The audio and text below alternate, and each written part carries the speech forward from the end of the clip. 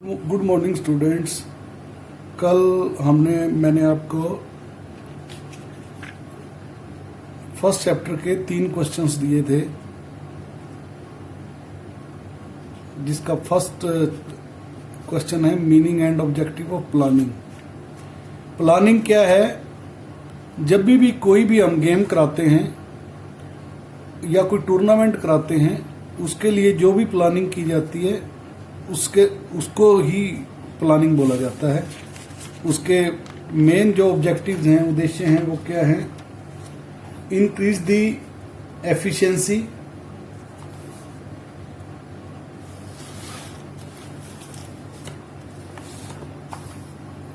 Minimise the chances of mistake, proper coordination, enhanced performance, setup, controls, economic advantage.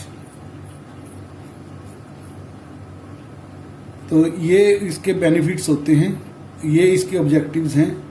अब आगे इसके next आ रहा है कि वेरियस कमेटी एंड रिस्पॉन्सिबिलिटी। जब भी कोई टूर्नामेंट कराया जाता है, उसके रिगार्डिंग कमेटीज बनाई जाती हैं। वो उन कमेटीज को अलग अलग ड्यूटीज दी जाती हैं। जैसे मैं सपोज बास्केटबॉल का टूर्नामेंट करा रहा हूं, तो उसके लिए मुझे कौन कौन सी कमेटियां चाहिए? एक तो रिफ्रेशमेंट कमेटी चाहिए, जो कि बच्चों के खाने पीने का ध्यान रखेंगी। अगर टीमें बाहर से आ रही हैं तो उनके ठहरने के लिए कमेटी अलग से बनाई जाएगी, और किसी बच्चे को चोट ना लग जाए उसके लिए जो फर्स्ट एड कमेटी है वो अलग होएगी।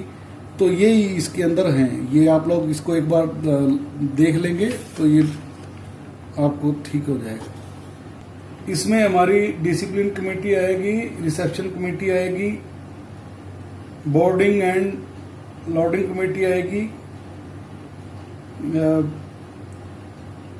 प्रेस एंड मीडिया कमेटी आएगी, certificate writing, medical committee, transportation committee, announcement committees and record and bulletin board committees, ये इनके अंडर आएंगी। उसके बाद जब भी हम कोई टूर्नामेंट कराते हैं, तो वो टूर्नामेंट 2 तरीके से कराया जाता है। एक तो टूर्नामेंट होता ही 2 टाइप का है। एक होता है लीग टूर्नामेंट, एक होता है नॉकआउट टूर्नामेंट। नॉकआउट टूर्नामेंट में क्या होता है कि जो टीम एक बार हार जाती है, वो टूर्नामेंट से बाहर चली जाती है। और तक है ये यहां देखेंगे हम, नॉकआउट टूर्नामेंट का एक एग्जांपल दिया हुआ है कि इसने 8 टीमें ली हैं। 8 टीमों को सीधा सीधा लिख दिया है, और इनको फर्स्ट और सेकंड टीम, थर्ड और fourth, 5th and 6th, 7th और 8th टीम आपस में खेल रही हैं जी। इनमें से जो विनर है वो आगे जा रहा है, वो आपस में खेलेंगी। ऐसे ही फिर फाइनल और इधर विनर आ जाएगा। इसमें जो टीम हारती जाएगी वो बाहर होती जाएगी। तो ये नॉकआउट टूर्नामेंट का है। इसमें हमें पावर लेनी होती है।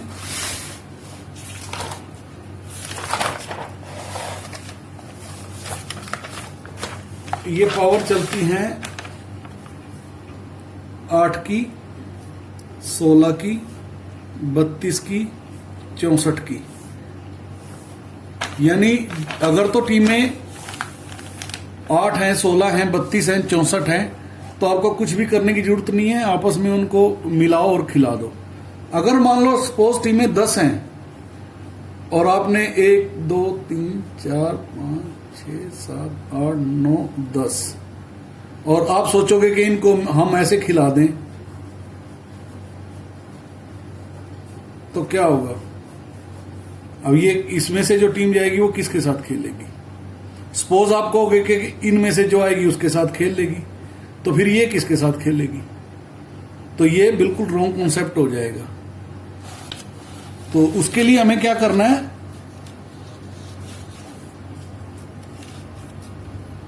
बाइस का फार्मूला दिया जाता है। सपोज हमारे पास टीम है 9, तो इसमें सबसे पहले हमने ये देखना होता है कि अपर हाफ में कितनी टीम आएंगी, यानी 2 पूल में हम इसको बांट देते हैं। तो अपर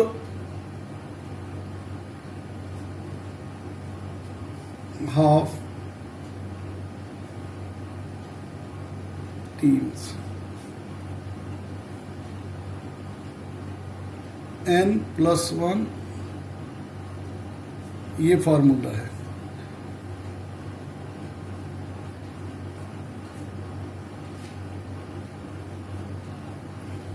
यानी कि 5 टीमें ऊपर आएंगी,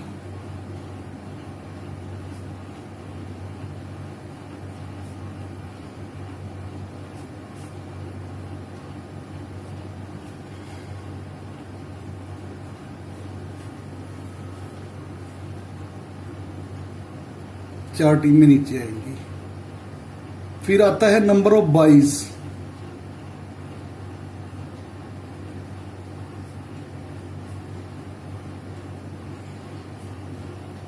जैसे मैंने आपको पहले बताया था कि हमारे पास पावर है 8 की 16 की। अब इसमें पावर लगेगी 16 की, तो हमें क्या करना है, जितनी टीमें हैं उनको इस पावर में से माइनस कर देते हैं। नंबर ऑफ बाइज हमारे पास आ जाएंगी 7। अब फिर आ जाएगा अपर हाफ में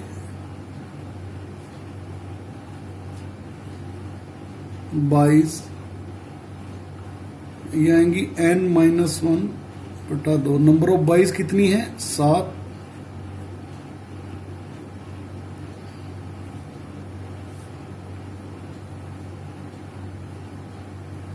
तीन बाई ऊपर आएंगी और लोअर हाफ में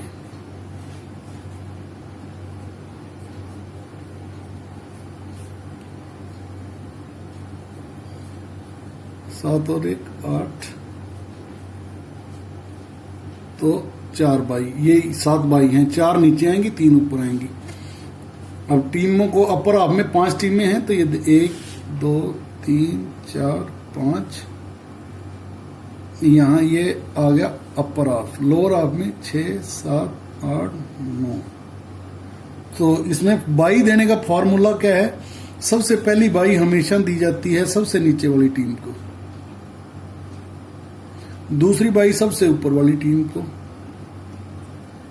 तीसरी बाई दी जाती है लोअर हाफ की अपर टीम को, और चौथी बाई दी जाती है अपर हाफ की लोअर टीम को। एक सर्कल कंप्लीट हुआ। अब हमने 3 बाई और देनी है। फिर से स्टार्ट, यहां से ये आई 8वीं टीम को, फिर अपर हाफ की अपर टीम, फिर लोअर हाफ की अपर टीम। हमारी 7 बाई कंप्लीट हो गई है। अब सबसे पहले उन टीमों को आपस में खिलाएंगे जिनको बाई नहीं है।